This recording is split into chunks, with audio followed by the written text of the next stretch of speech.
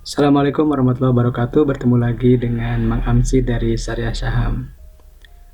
Di video kali ini, setelah kita belajar tentang saham, nah di video ini khusus di akhir pekan saya ingin membahas tentang apa yang ditanyakan oleh salah seorang audiens dari channel dan juga sosial media Mang Amsi perihal ETF syariah ya. Jadi kita akan mencoba membahas di video ini tentang ETF syariah yang ada di Bursa Efek Indonesia. Seperti biasa, terima kasih sudah subscribe, like, dan komen, juga mengaktifkan notifikasi di channel ini. Terima kasih juga sudah follow Instagram Syariah Sam dan Mang_Amsi. Seperti biasa, ini presentasi hanya bersifat informasi, bukan rekomendasi beli atau jual. Silakan sesuaikan dengan profil risiko teman-teman semuanya. Ya, disclaimer on. Oke, kita mulai dari definisi dulu. Apa itu ETF? ETF merupakan singkatan dari Exchange Traded Fund, atau singkatnya itu reksadana biasa ya, yang berbentuk kontrak investasi kolektif, tapi unit penyertaannya diperdagangkan di bursa efek. Jadi yang membedakan dengan reksadana pada umumnya, kalau teman-teman yang sudah menjadi investor reksadana, tentunya kalau beli itu biasanya menggunakan NAB atau nilai aktiva bersih. Kalau sebelum jam 11 itu di NAB hari itu, kalau setelah jam 11 NAB di hari berikutnya.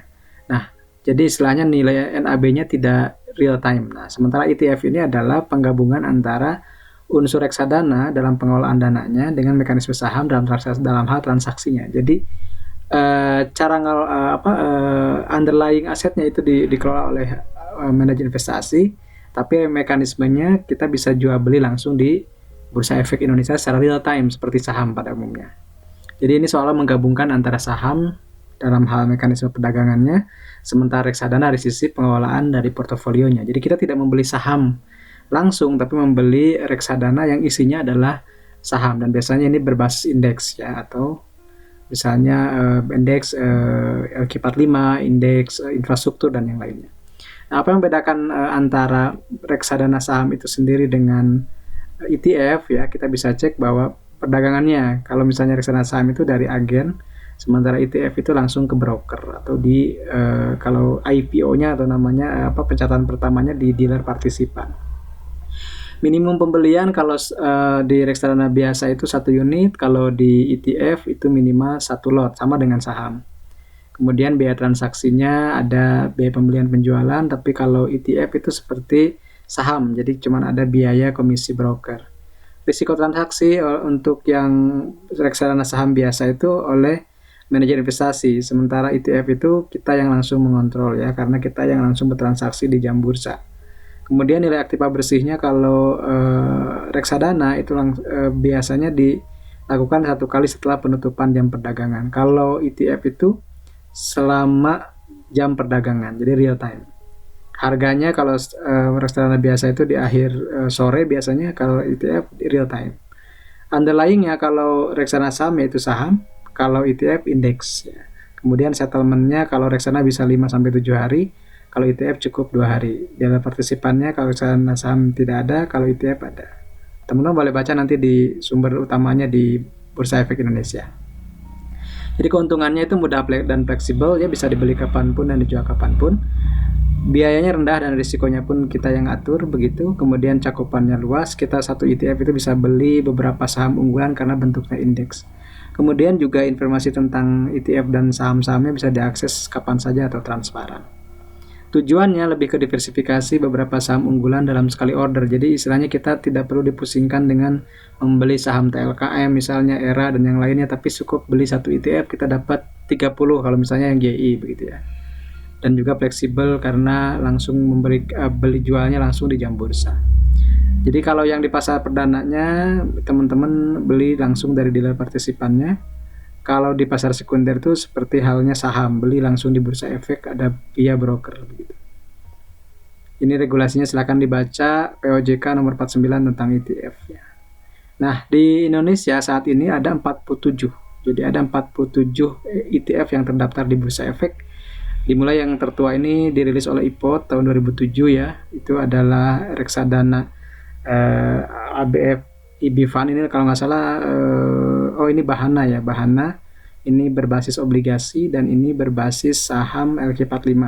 Kemudian setelah itu berkembang dan kebanyakannya ini dirilis oleh Indo Premier ya, IPOT ya kalau online tradingnya.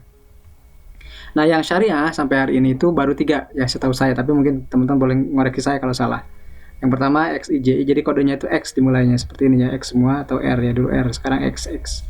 XIJI itu isinya adalah JI ini 2013, kemudian XPIS atau Pinnacle ini tahun 2017, dan yang terbaru ada XSSI itu dari Sinarmas Asset Management per Desember. Kita juga bisa lihat perkembangannya harga awal dan harga terakhir kemarin itu bagaimana penurunan dan kenaikannya ya. Nah, ini adalah contoh likuiditas. Kenapa saya tidak terlalu tertarik dengan ETF saat ini? Karena likuiditasnya masih rendah. Bayangkan yang sudah lama saja seperti XIJI yang sejak 2013 sudah ada, itu per hariannya cuma 5 jutaan ya, valuasi nilai transaksinya gitu. Ini apalagi yang baru ini cuma 80.000, yang ini cuma 44.000. Bandingkan katakanlah dengan Sido Muncul yang sehari bisa 14 miliar transaksinya. Jadi sebenarnya sih kalau bagi saya kenapa belum masuk ETF, karena likuiditasnya masih rendah. Artinya teman-teman kalau masuk di sini harus siap misalnya jualnya pun agak lama karena nunggu orang yang mau jual seperti itu. Jadi selain risiko, selain misalnya kita berbicara tentang potensi keuntungan, kita juga harus berbicara potensi risikonya.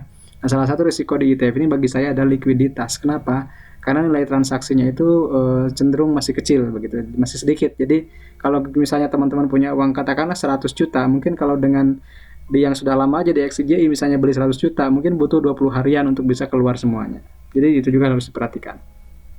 Selain itu juga kita perhatikan kinerjanya. Ini kita bandingkan antara XIJI dengan indeks benchmarknya JI, XPACE dan XSI. Maka kita bisa lihat di sini yang paling unggul adalah Pinnacle, disusul oleh SSI, dan terakhir Fiji ya, dan terakhir ada JI. Jadi memang dari sejak 3 bulan yang lalu ini di atas benchmark untuk portofolionya untuk kinerjanya. Tapi teman-teman juga bandingkan dari secara tahunan dan juga 3 tahun terakhir bagaimana kinerja dari ETF ini. Mungkin itu dari saya penjelasannya. Teman-teman kalau ada pertanyaan silakan di kolom komentar. Terima kasih sudah menyimak video ini sampai akhir, mudah-mudahan ada manfaatnya. Salam investasi amanah, berkah berlimpah. Saya Mamsi dari Syariah Saham. Assalamualaikum warahmatullahi wabarakatuh.